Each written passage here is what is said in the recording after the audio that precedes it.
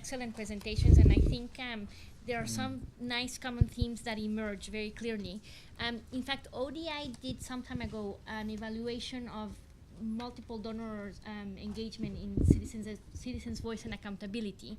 And one of the key findings we came up in that evaluation was that it's not enough to work on the supply side or the demand side of accountability, but it really is important to work at the interface where these two meet and interact. And I think in very different ways, the three speakers have touched upon examples that look at that in a dynamic process, which I thought was very important. And I think it helps to highlight that change is not top-down or bottom-up, but it's actually the result of the two. And this issue of alliances that you have to build within people in the state and outside in a dynamic interaction is very important, because you do need champions, let's say, from both within and out to be able to make a difference. And I really like the point that Pata made about the fact that you also have to look at the political opportunity structure in a way that opens up opportunity for change at a particular time or not, and sort of figure out from there what may be possible. And in different ways, all of you have touched upon the need to really understand the local context, to figure out what is needed and what is possible, and depending on what the politics are and what the opportunity is, decide what tools may work well or less well, and that it's just not enough just to use a tool that has been successful in one place and transplant it to another, but really have to understand the context within which that is operating. And then the last thing I just wanted to highlight, which I think also came across very clearly with the presentations, is this issue of impact and results, and how very intangible and difficult this is in such a politically charged issue that is so long-term, where it's difficult in a way to see immediate change. And I think here the cautionary note really is to understand that because change is probably going to be long-term, it is important to recognize small successes. I think you put it very nicely. Even if you have one step forward and then two steps back, there's still still something worthwhile in those interventions, even though the change that you see may not be so immense, especially at the beginning. And I think that's important also in reflecting about the theories of change, Fletcher, and I like the fact that you were talking about how to make those more realistic and narrower, so that you can actually track and measure. So with those thoughts, I just wanted to open the floor up for questions, and if I may ask you to identify yourself and speak on the microphone, and hopefully we also have questions from our virtual audience. Thanks. Thank you. Rod Harbinson. Is that on?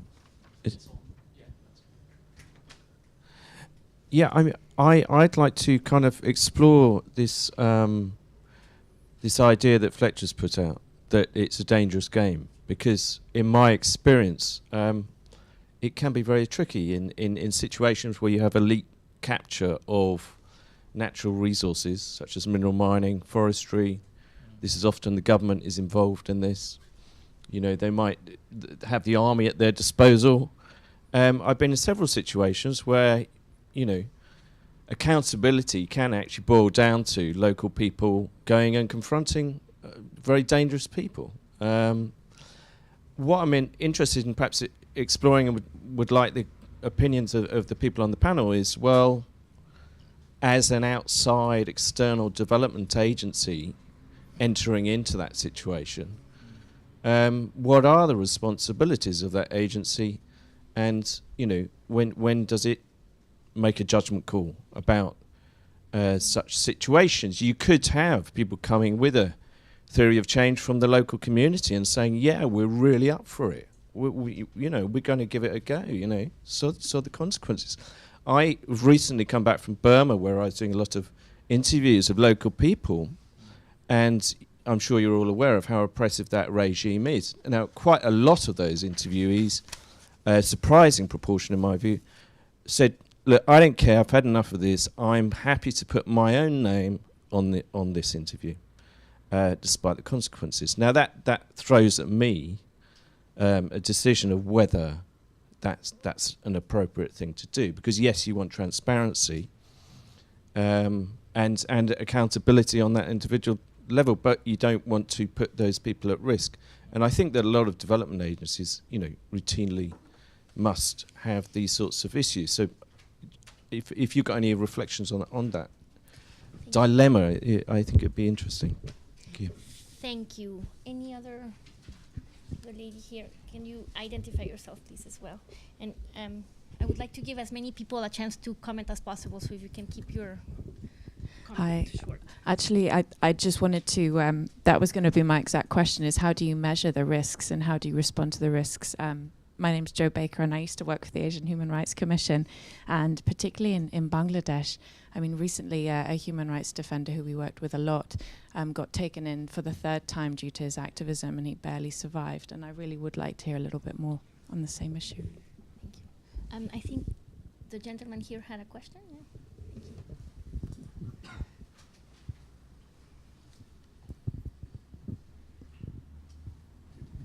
Andy Rutherford, until recently at One World Action. One specific question and a comment. With respect to Bangladesh, everyone's talked about openings and interfaces. Now, there's been a very important interface recently with the Right to Information Act. It's new, it's evolving.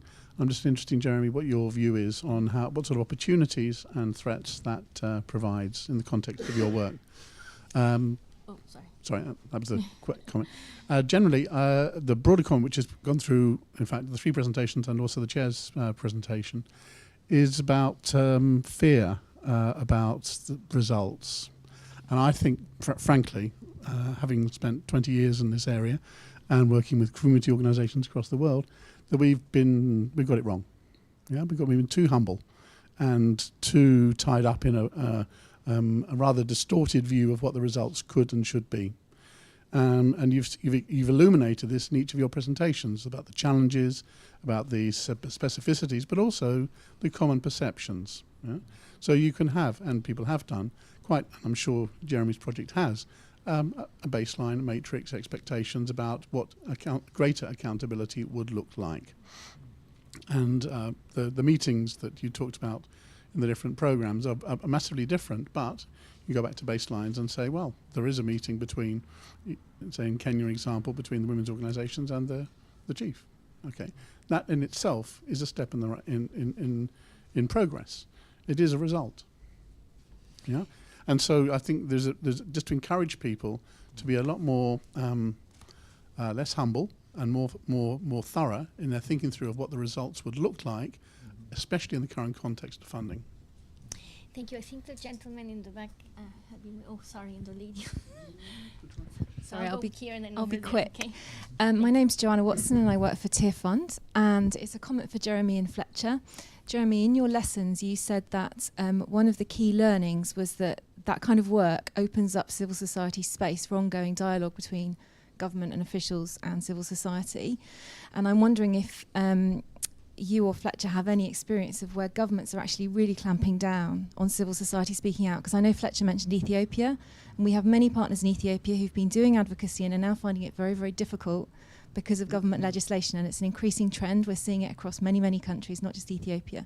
So if you can comment into that, that would be great. And can we go to the gentleman there? And Malcolm, I don't know if our audience outside also has questions that we can raise. Is this working? Yeah. Philip Dearden from the University of Wolverhampton. A couple of points really. One to Jeremy. We're involved in, I think, in a sister project managing at the top, MAT2 as it's called, which is DFID funded in Bangladesh. And I just want to emphasize the risks that you emphasized of people actually involved in reform, taking risks. And I just wonder whether they will take those risks when the project ends, and how sustainable what we're doing in both your project and the MAT project actually is. That was the first question. The second question, well, the second one is really a comment. I've just spent the morning with the head of Children's Commissioning Services in a nearby, I won't name which county, but a nearby county called Surrey, for those of you not around here. They're very interested in using lots of donor tools, especially logical frameworks, to demonstrate results. And they're getting very much tied up with the sort of jargon that people in development are used to. And the question put to me this morning is, yes, we want to commission things using logical frameworks, which I'm sure most people will be familiar with, but we also want some other tools. We want to use things like scorecards. Could you tell us which of these tools work? And I just want to emphasize the point which was made around culture and how we really need to understand the culture of the organization that we're working with before we can really learn any lessons or make sweeping statements. Thank you. I'm gonna let you be the last question for now, unless we have someone from the universe. Yeah, Jutta Teigeler, independent consultant. My question is to Jeremy and Pata. We have heard a lot about engagement of civil society with government officials, but I'm missing the link to business. Very often these government officials are paid and influenced and dependent on local and international business. And my question would be, how do you get through to the actors behind the actors? Thank you.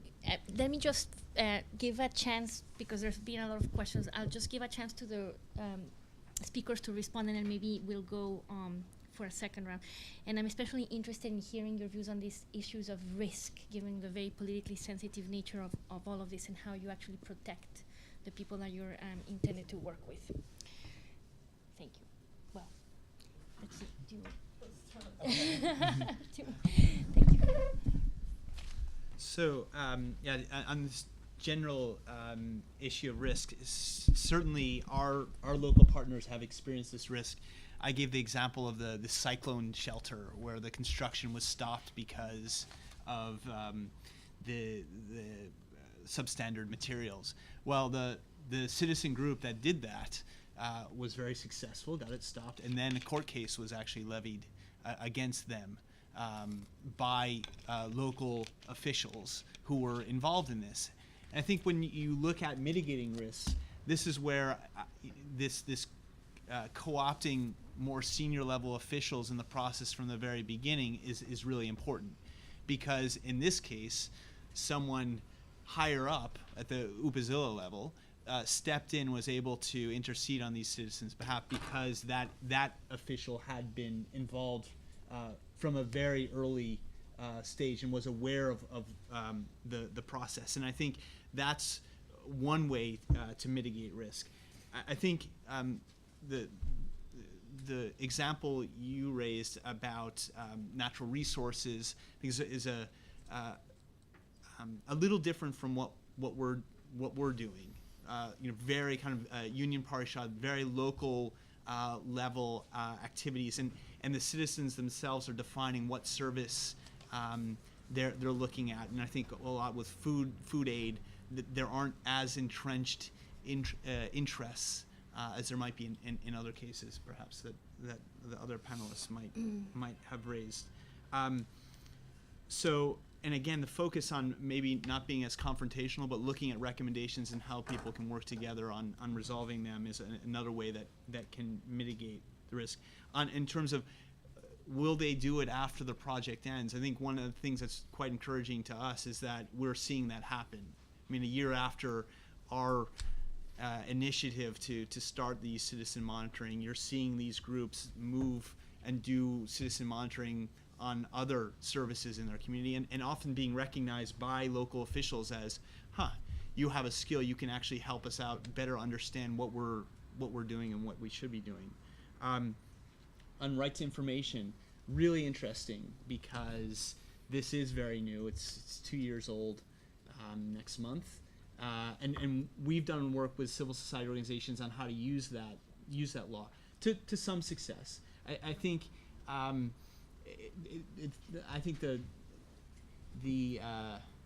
it still remains to be seen how powerful a tool it will be.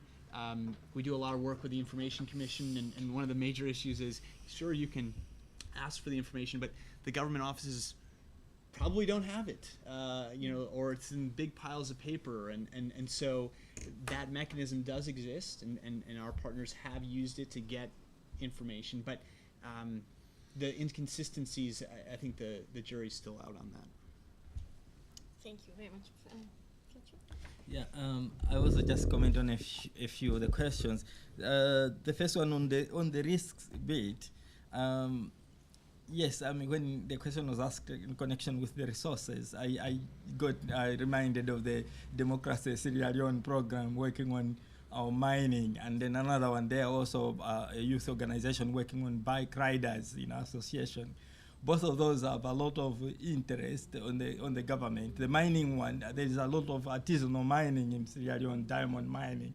What we see, especially say on the Kambalay processes on the export side, but inside there's a lot of issues that happen, and people from those areas have, youth particularly, have started engaging with their traditional leaders, because it's like the politics of it is companies collude with government, government colludes with the traditional chiefs, and then the whole thing you can't really see. And so youths are finding that it's something that they need to take on through that project.